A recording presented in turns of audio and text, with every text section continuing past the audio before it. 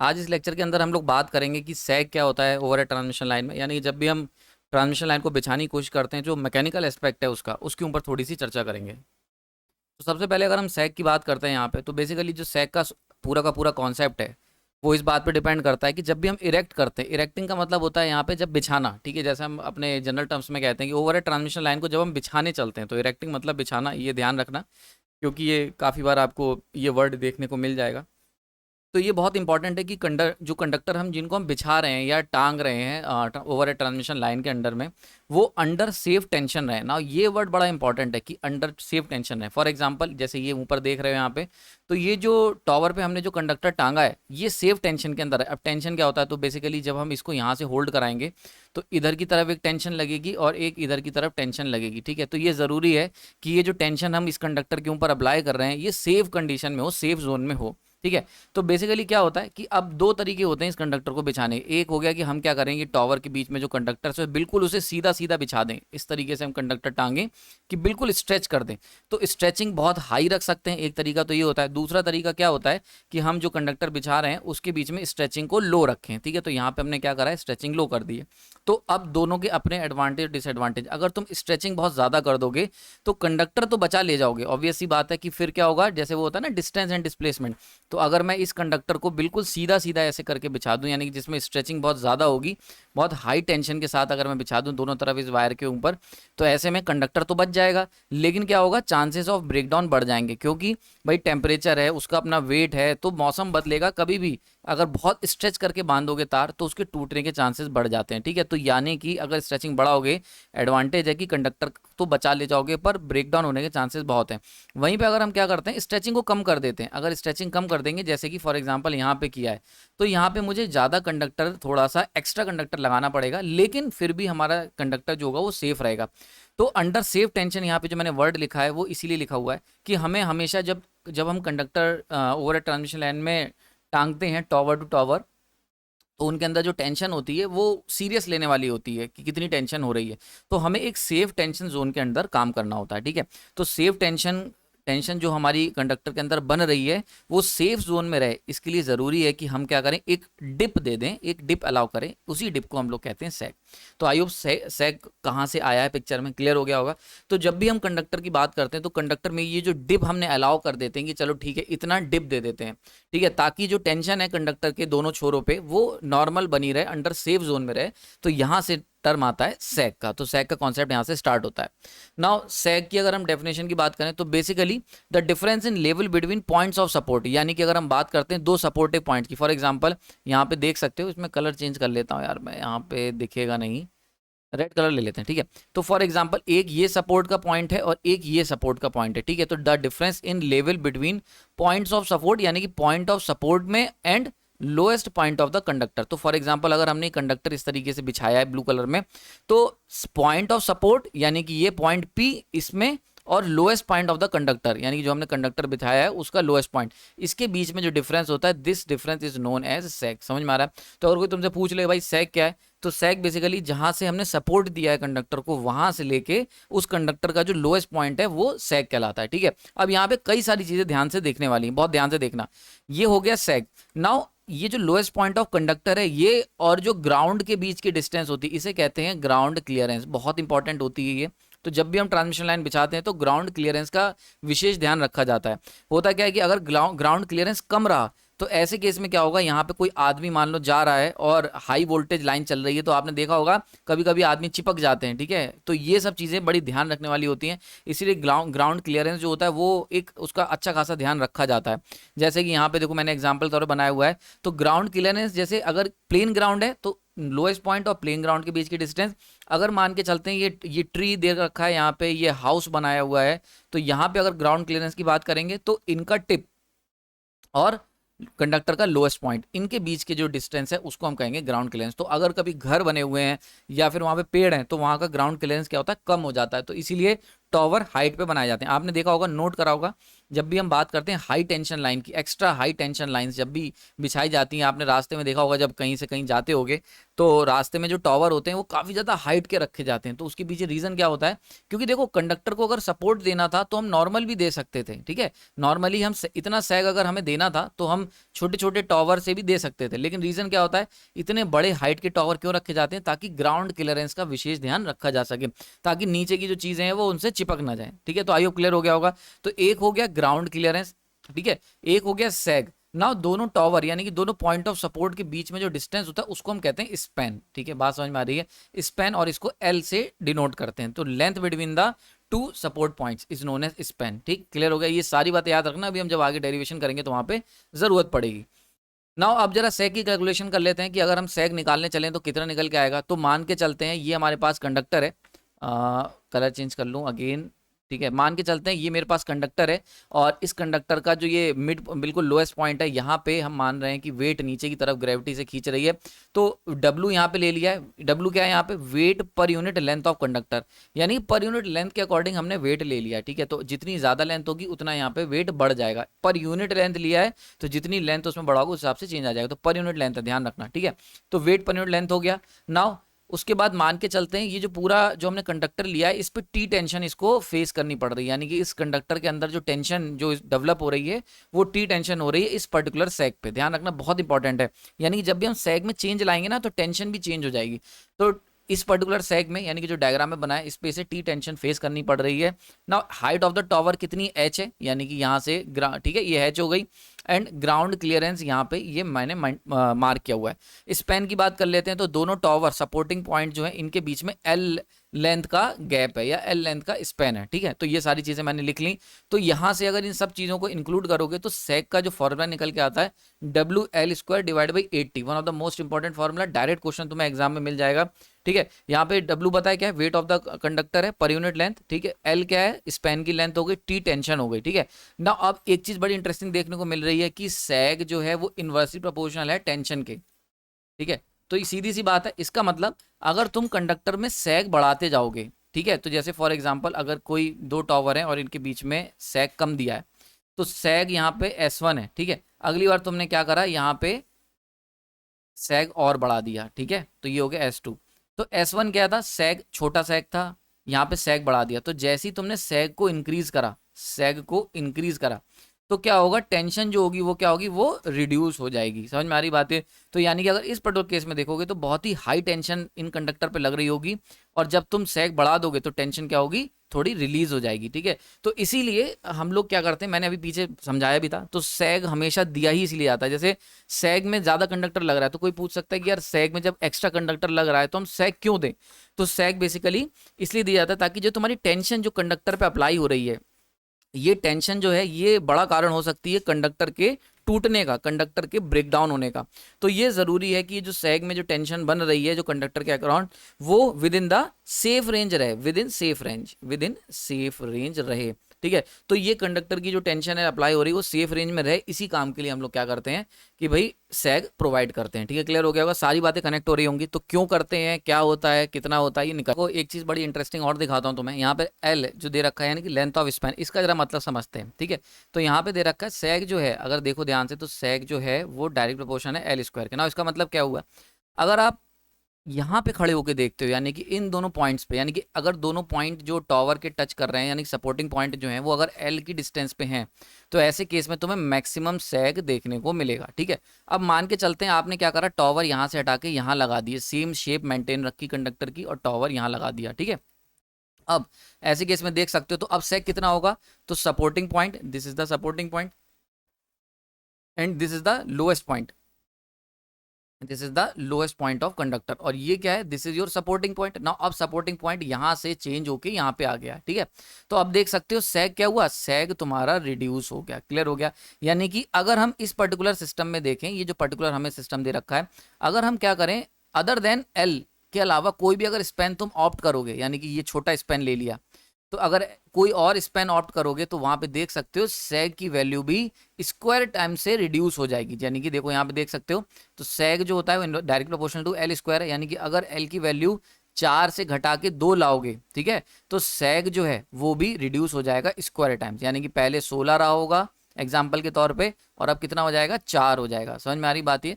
तो आप देख सकते हो, तो this is the meaning of, true meaning of this L into the equation, ठीक है, बात समझ में आ रही? तो अगर हम सेम शेप को मेंटेन रखते हैं और यहाँ पे ये मानते हैं कि जो सपोर्टिंग पॉइंट है वो इधर शिफ्ट हो गए, इसके ऊपर क्वेश्चन तुम्हें मिल जाएगा कि जो सपोर्टिंग पॉइंट है वो एक्स डिस्टेंस शिफ्ट हो गए, तो ऐसे केस में जो नया लेंथ आएगा उसके अकॉर्डिंग जो सेग निकलेगा वो यहाँ से हम लोग इस तरीके से निकालेंगे। क्लियर हो गया? So that is the meaning of this L into the picture, ठीक है ना। अब एक बड़ा इंपॉर्टेंट फॉर्मूला यहाँ से देख सकते हो, एच का क्या मतलब है ना, एच है तुम्हारा टॉवर की हाइट हो गई, ठीक है, तो टॉवर की जो हाइट होती है वो कितनी होती है, वो सैग प्लस ग्राउंड क्लियरेंस तुम्हें जितना चाहिए। तो फॉर एग्जांपल अगर तुम एक्स्ट्रा हाई वोल्टेज लाइन के साथ डील कर रहे हो और गवर्नमेंट ने कह दिया कि एग्जाम्पल के तौर पे 10 मीटर इसे ऊपर रखना है, ठीक है, और 1 मीटर का सैग दे रहे हो, तो टोटल हाइट टॉवर की कितनी रखोगे, 10 + 1 यानी कि 11 मीटर का हाइट, टॉवर की जो हाइट होगी वो रखनी पड़ेगी। सो इसका इस्तेमाल हम लोग करते हैं जब भी हम ट्रांसमिशन लाइन को बिछाते हैं, तो वहाँ पे टॉवर की हाइट कितनी होनी चाहिए उसको हम इस पर्टिकुलर फॉर्मूले से निकाल लेते हैं। तो ग्राउंड क्लियरेंस कितना होना चाहिए इस पर्टिकुलर वोल्टेज पे, और सैग कितना दिया जा रहा है, इसका इस्तेमाल करके हम लोग क्या कर सकते हैं, टॉवर की हाइट को कैलकुलेट कर सकते हैं। आई होप क्लियर हो गया होगा ना। आगे चलते हैं। अब देखो यहाँ पे यही जो मैंने तुमसे कहा था ना कि पॉइंट को शिफ्ट कर दिया गया है, तो बिल्कुल वैसे ही यहाँ पे अगर हम लोग यहाँ पे इस पर्टिकुलर केस में, जैसा कि अभी मैंने आपको बताया था, यानी कि अगर हम लेंथ के साथ कुछ छेड़ करेंगे तो कैसे निकलेगा। तो जैसे मैंने बताया कि अगर हम लोग यहाँ पे इनके इस दो पॉइंट, दोनों सपोर्टिंग पॉइंट के बीच में जहाँ पे हम सैग निकाल रहे हैं उसकी लेंथ अगर एल है, तब तो फॉर्मूला सिंपल था, WL² डिवाइड बाई 8T, अगर ये निकालना चाहते हैं फॉर एल लेंथ के लिए।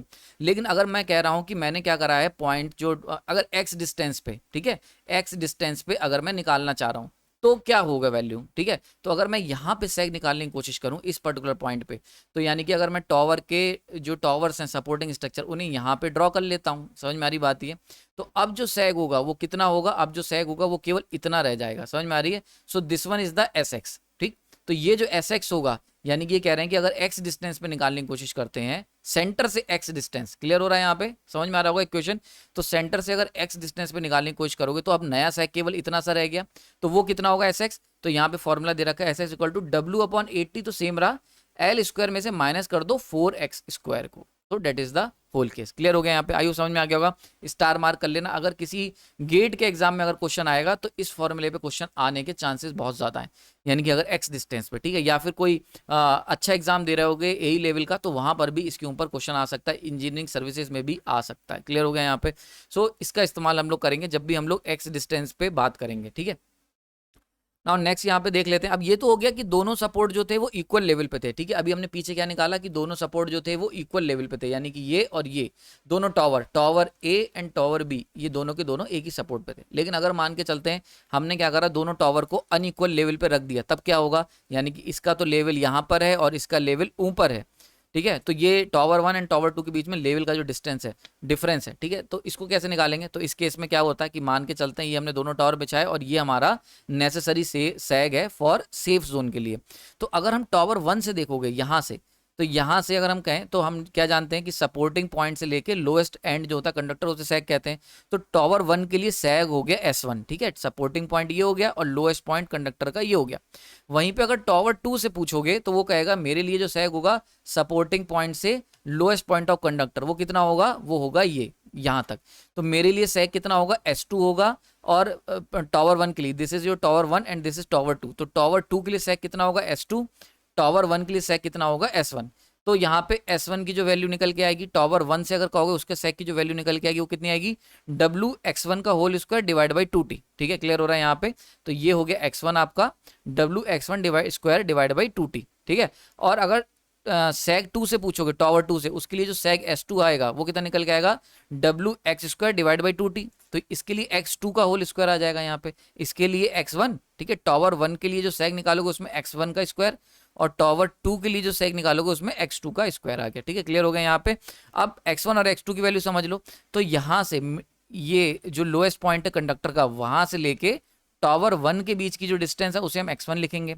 लोएस्ट पॉइंट ऑफ कंडक्टर से लेके टॉवर 2 के बीच की जो डिस्टेंस है उसे X2 लिखेंगे, ठीक है। क्लियर हो रहा है यहाँ पे, X1 X2। और दोनों पॉइंट ऑफ सपोर्ट के बीच में, यानी कि जो टॉवर हमने दोनों गाड़े हैं उनके बीच में जो टोटल स्पैन है, this is what we call span of conductor, span between the support. तो ये जो स्पैन है इसको हम लिखेंगे एल, ठीक है। तो यहाँ से एक फॉर्मूला तो ये तुरंत ही निकल के आ गया, x1 plus x2 equal to L, एक क्वेश्चन ये निकल के आ गई, ठीक है। अब देखो यहाँ पे x1 की अगर वैल्यू निकालने जाओगे तो x1 equal to L/2 minus का TH डिवाइड बाई WL, ठीक। और x2 की वैल्यू निकालने जाओगे तो L/2 प्लस का TH डिवाइड बाई WL। यहाँ पे W क्या है, ये है weight of the conductor per unit length, जो हमने पीछे देखा था। नाउ H को समझ लो, H क्या है, height of the difference between the two sag, ठीक है। क्लियर हो गया यहाँ पे, देखो इस बड़े इंपॉर्टेंट है, एच को जरा समझ लो ध्यान से, बाकी सब तो समझ में आ गया होगा, ठीक है। तो ये सारी इक्वेशन है तुम्हें याद रखनी है और क्वेश्चन आपका सॉल्व हो जाएगा। तो इंजीनियरिंग सर्विसेज में इसके ऊपर क्वेश्चन आ जाते हैं, गेट में मैंने इधर जल्दी में चेक नहीं करा है, गेट में भी इसके ऊपर क्वेश्चन आ सकता है, ठीक है। क्लियर हो रहा है यहाँ पे, तो इसको ध्यान से समझ लेना। नाउ एच समझ लो, एच क्या है, तो भाई हमने टावर 1 से कहा, उसने कहा मेरे लिए है सेग S1, टावर 2 ने कहा मेरे लिए सेग है S2, और दोनों अलग अलग हैं, क्योंकि ऑब्वियस सी बात है अलग इसलिए है क्योंकि दोनों टावर अलग अलग हाइट पे हैं। तो इनके बीच में जो डिफरेंस है, ठीक है, किसके बीच में, इस पर्टिकुलर पॉइंट ऑफ सपोर्ट के बीच में और इस पर्टिकुलर पॉइंट ऑफ सपोर्ट के बीच में, तो ये जो दोनों सपोर्ट के बीच में डिफरेंस है, this difference is known as H, ठीक है। क्लियर हो गया यहाँ पे।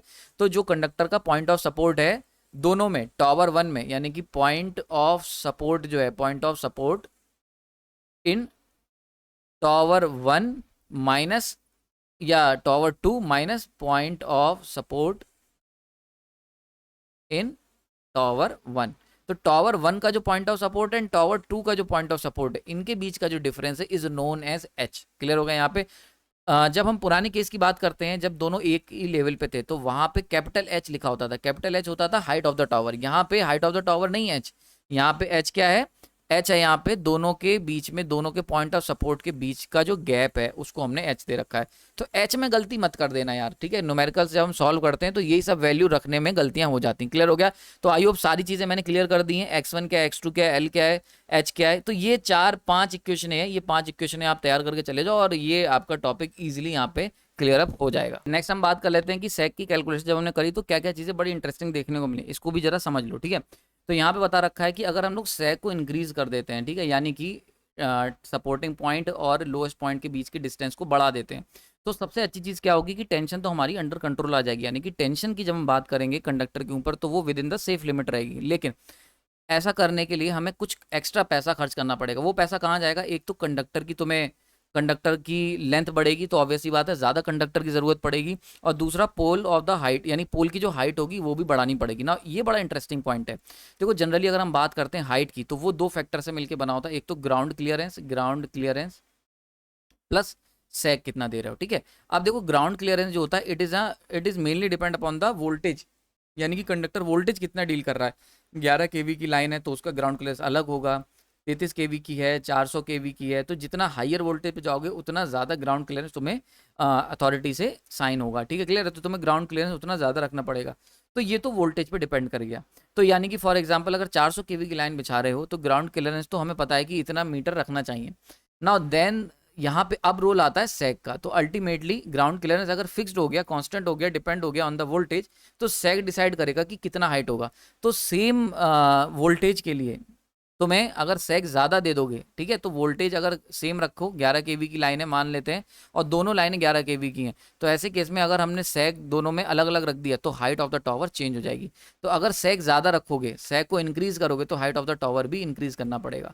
तो एक तो अगर हाइट बढ़ाओगे टावर की तो उसमें पैसा लग जाएगा, कंडक्टर ज़्यादा ले रहे हो उसके अंदर भी पैसा लग रहा है, तो it is an uneconomical method. तो सेक अगर सेक ज़्यादा करोगे तो कंडक्टर का टूटना तो बच जाएगा, लेकिन क्या है, it is an uneconomical process. Clear हो रहा है यहाँ पे, आई होप समझ में आ रहा होगा ना। वहीं पे अगर हम दूसरे केस की बात करते हैं, अगर हम सेक को रिड्यूस कर देते हैं, यानी कि केवल इतना सा सेक रखते हैं, इतना छोटा सा, तो टेंशन बढ़ जाएगी लेकिन कंडक्टर कम लगेगा, पोल हाइट कम लगेगी। तो हम लोग क्या करते हैं, एक मिड वे में काम करते हैं, यानी कि ना तो सेक को बहुत ज़्यादा इंक्रीज करा जा सकता है, ना ही सेक को बहुत ज़्यादा कम करा जा सकता है। तो इसलिए ये बड़ा इंपॉर्टेंट हो जाता है कि जो भी हम सेक ले रहे हैं वो इस तरीके से एडजस्ट हो ताकि टेंशन जो है वो within the safe limit हो, ठीक है। ये बार बार सेफ लिमिट कह रहे हैं, इसका क्या मतलब है, तो यहाँ से जन्म होता है फैक्टर ऑफ सेफ्टी का, जिसका ध्यान रखा जाता है सेक को डिटरमाइन करते समय। तो हर कंडक्टर जो होता है उसकी कुछ एक अल्टीमेट स्ट्रेंथ होती है। जब भी आप कोई कंडक्टर इस्तेमाल कर रहे हो उसकी एक अल्टीमेट स्ट्रेंथ होती है जो 100% जिसकी रेस्पेक्ट करनी चाहिए। तो फॉर एग्जाम्पल कोई कंडक्टर लेके आए हो, वो हमने देखा कि इतने टेंशन में टूट जाएगा, तो ये वो मैक्सिमम स्ट्रेस ब्रेकिंग स्ट्रेस कहलाता है। अल्टीमेट स्ट्रेस जो तुम उस कंडक्टर पे अप्लाई कर सकते हो जिस पे वो टूट जाए उसको हम कहते हैं अल्टीमेट स्ट्रेंथ। क्लियर हो रहा है यहाँ पे? तो वो ब्रेकिंग स्ट्रेस जिस पे वो कंडक्टर टूट जाएगा वो हो गई उसकी अल्टीमेट स्ट्रेंथ। तो भैया हमें एक चीज का ध्यान रखना पड़ता है कि जो भी तुम टेंशन अप्लाई कर रहे हो या जो भी तुम्हारा वर्किंग स्ट्रेस है, वो तुम्हारा जो वर्किंग स्ट्रेस है, टेंशन स्ट्रेस है, अगर अगर वो ज्यादा हो गया अल्टीमेट स्ट्रेंथ से, ठीक है, तो ऐसे में क्या होगा, ब्रेक डाउन हो जाएगा कंडक्टर का। ठीक है, तो ये चीज हमेशा हमें ध्यान में रखनी पड़ती है कि कैसे भी करके जो वर्किंग स्ट्रेस या टेंशन जो अप्लाई कर रहे हैं वो इतनी ज्यादा ना हो, अल्टीमेट स्ट्रेंथ जो है उसकी, यानी कि वो मैक्सिमम स्ट्रेस जो कंडक्टर बर्दाश्त कर सकता है उससे ज्यादा ना हो जाए, वरना कंडक्टर टूट जाएगा।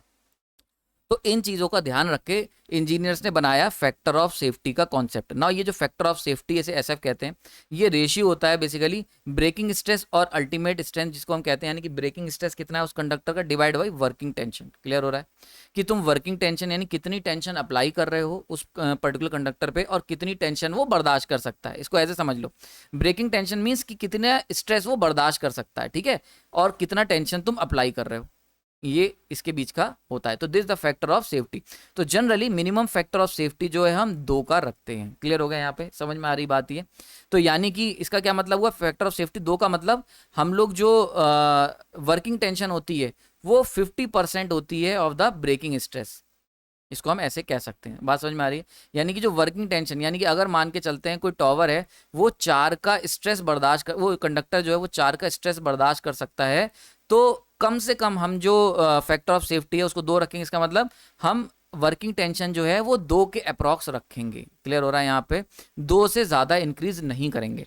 यानी कि अगर कोई कंडक्टर हमने बिछाया और हमें पता है कि भाई इसकी अल्टीमेट स्ट्रेंथ यानी कि मैक्सिमम ये 4 का स्ट्रेस 4 यूनिट का स्ट्रेस बर्दाश्त कर सकता है, तो हम लोग जो अप्लाई करेंगे, जो वर्किंग टेंशन देंगे, ठीक है, वो थ्योरेटिकली जो निकालेंगे वो 2 से ज़्यादा की टेंशन नहीं देंगे। तो जो सेक कैलकुलेट करेंगे यहाँ पे, जो हम सेक कैलकुलेट करेंगे वो इतना सेक होना चाहिए कि वर्किंग टेंशन शुड भी, यानी कि जो सेक का फॉर्मूला था, ठीक है, वो इनवर्सली प्रोपोर्शनल था टेंशन के।